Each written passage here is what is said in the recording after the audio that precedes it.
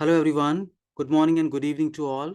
Welcome to our channel SAP Rajiv, and today we will going to discuss about the topic that is for common interview questions for outline agreements. That is, under outline agreements there are two purchasing documents are there. Number one is contracts and number two is scheduling agreements.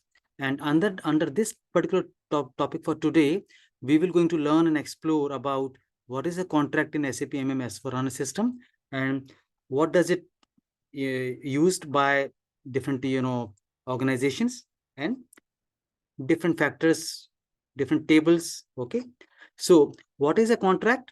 So contracts we can understand with the fact that it is a long-term validity agreement which is established or which is set between the buyer and the supplier. You can also call this supplier as a seller as well. Okay, and the contract in SAP MM S4HANA are of two types, that is quantity contracts and value contracts. And we can just understand this concept of contract with a very simple example which I had mentioned over here during my preparation for this document. That let's assume that there is a sugar manufacturing company which is set up in one of the region in India, and they have set up a contract with several farmers, not only with a single farmer, with several farmers to supply them 5 tons of sugar cane uh, in every 1 or 2 months, okay, directly from their farms to the sugar manufacturing company. And they are doing this, setting up the contract in very advance, so that as and when the season of sugarcane crops comes, and so that they should get the sugarcane on time, so that they can convert the sugarcane with their processing into the sugar. And this sugar is being used by lots of different sweet making companies. Even sugar is used by so many Indian families as well, right, for different purposes, correct? And also the benefit of contract is that it is being used to save a lot of money as well, because we are procuring this particular items with a bulk quantity, with a more and more quantity, and with this we can negotiate well with the farmers. And also these types of contracts, these types of long-term contracts are being set uh, very well in advance, even before the the season is about to come for the sugarcane or any other crop. This is just an example for sugarcane. Okay, now this particular contract in a SAP MM as for HANA system, it contains a validity period as well, such as, for example, 1 year or 2 years. It depends on the the mutual discussion, mutual agreement, or mutual understanding between the seller and the buyer, that how they want to set up the contract and at what price, because they have to lock the price for at least 1 year or 2 years, that farmer will going to supply the sugarcane at this particular price and for this particular validity period. It could be even 1 year, it could be even 2 years, and there may be some clauses being mentioned that if after 1 year, if the prices get increased, then we may need to change or update the prices in the contract as well. Okay, and this is the process flow, friends.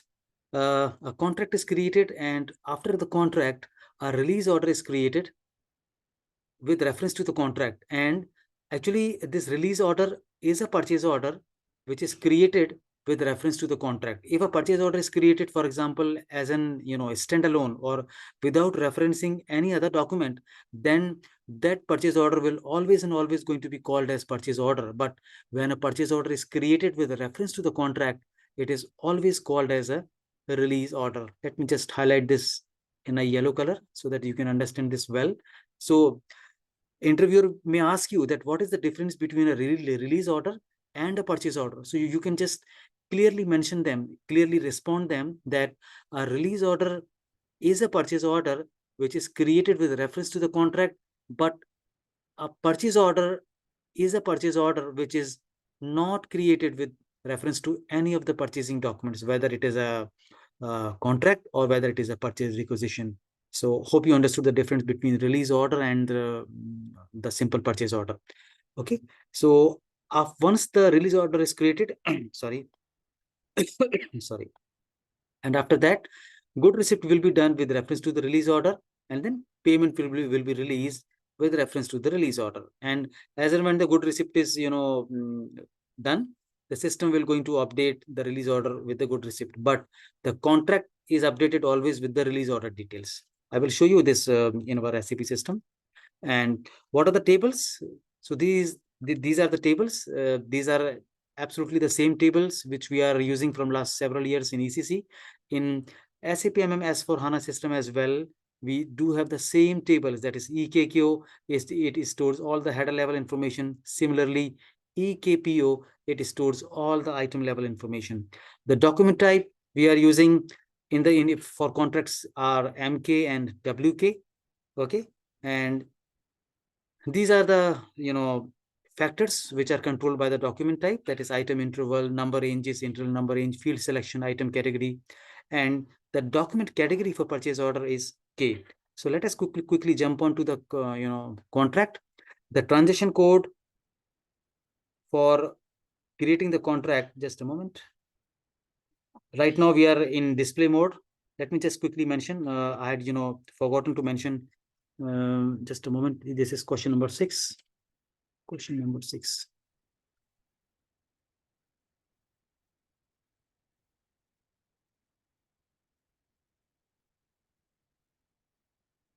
Contract. So the answer is,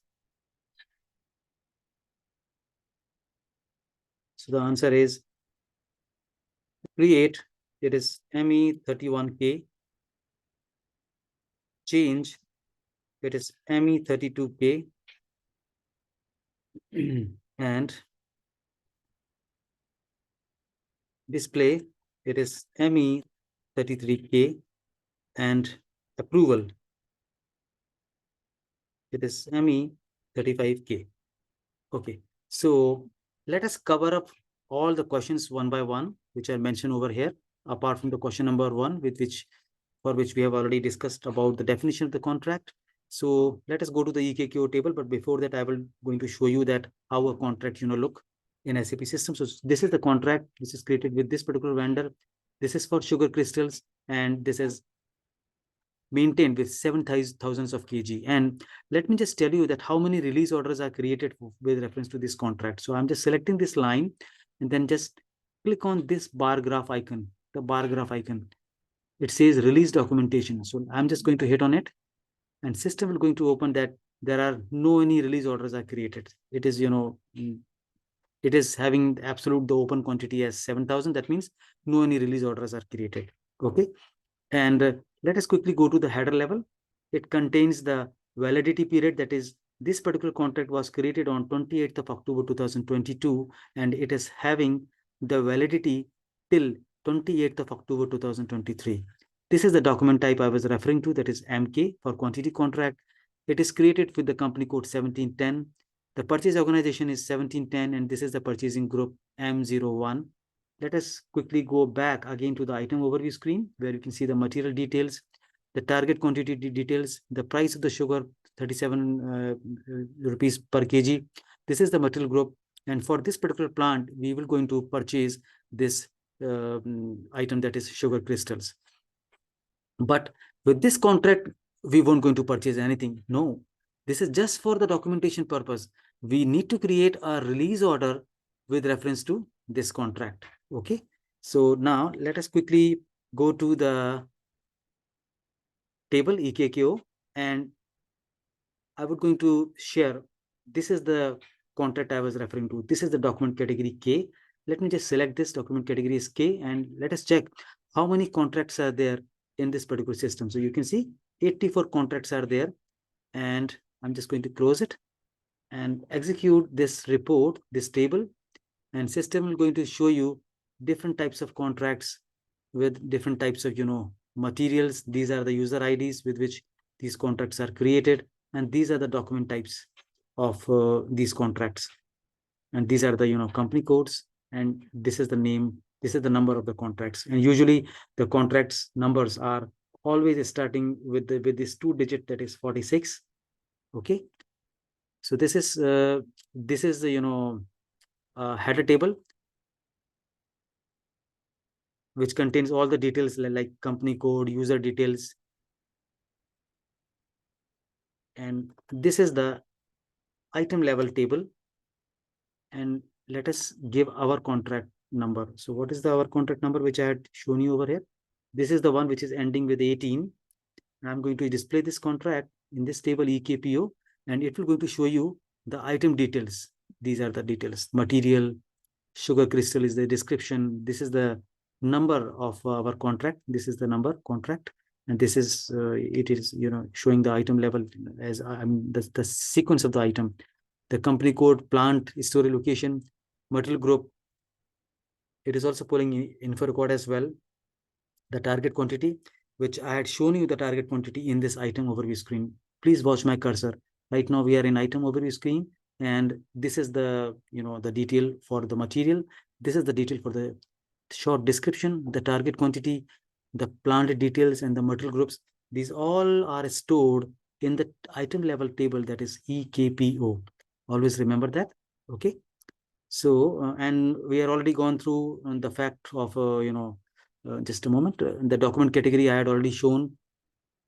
It is there in the header level, the document category, that is K. This is K. Okay. Now, these are the different factors which we have to, explore that how these factors are affecting. I mean, what are the different factors are being affected by the document type? So let us go into the configuration part. SPROMG, materials management, purchasing,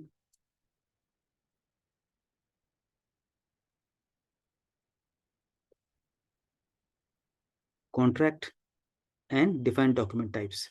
So our document type which is being used for this particular quantity type contract is MK. So we will going to select this MK, and you can see this is the item interval, which I had already explained you in the earlier 3 sessions for RFQ, purchase requisition, and for purchase order. This is the item interval. If I enter a second line item, system will going to give the number as 20, 30, 40. And let us narrow this column a little bit. Okay. Now, this is the internal number range 46, and our contract numbers are being generated with this particular group 46. And let us explore what is the interval which is linked with this number range group 46. So where is 46? Here it is. If you can see, this is the recent number range which is generated as ending with 59. So this is for the internal number range, and if you can see, there is nothing is assigned as external number range. So we can assign it for external number range, something like that. Just a moment.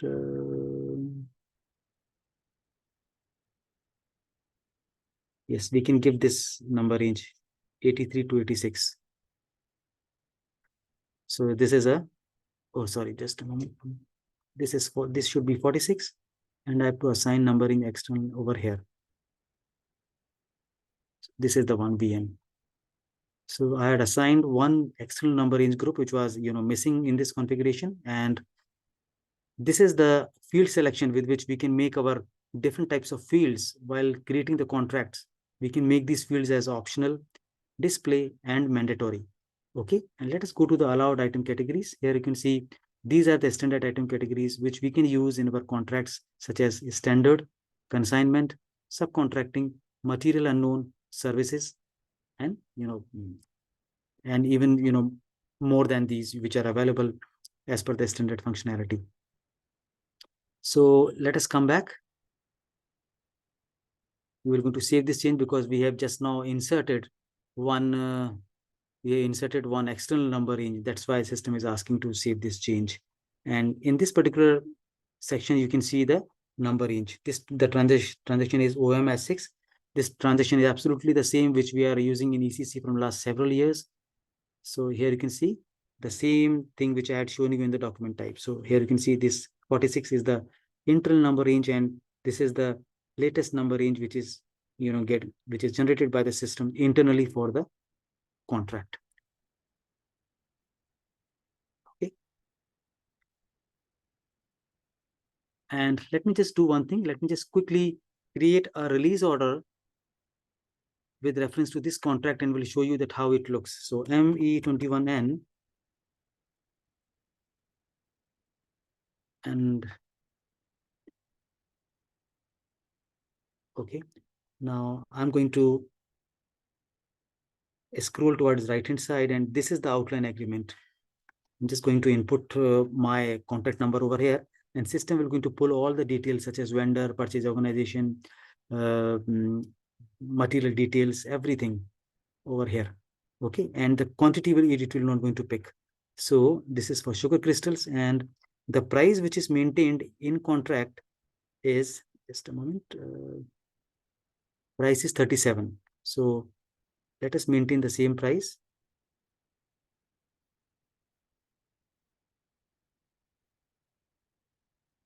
Just a moment. 37, enter. And let me remove this M01. Let me just replace it with a different purchasing group. Let's go with 101. Hit enter. Release order against contract not possible. Contract not release. Okay. Okay, it is actually showing me some error, but we will cover this particular topic later on, my dear friends. So till now, we have explored the contract's functionality, that is a contract. And let me just quickly go to the contract, just a moment, and we'll try to show you any other contract which is having the release order, because this is creating some issue for me.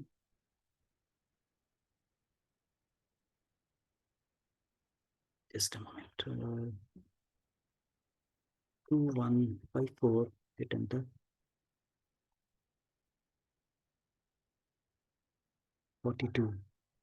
Let's go with 42. Enter. Okay, we have two items in this particular contract. Let us select this. Go to release documentation. Perfect. Yeah.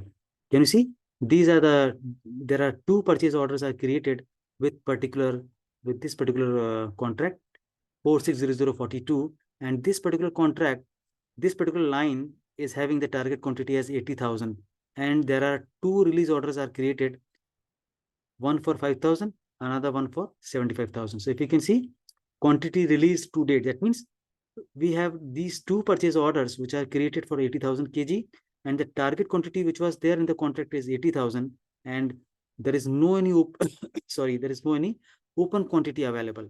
That means we have fully released, we have fully created the purchase order for the full quantity, the full target quantity. Okay, let us come back. Let us select the second line and again hit on this bar graph kind of icon, and the description of this icon is release documentation. That means it will going to show us how many release orders are created. So let us hit on it. So if you can see, there is no any release orders are created. So this is how you can check. And the one of the interview question is that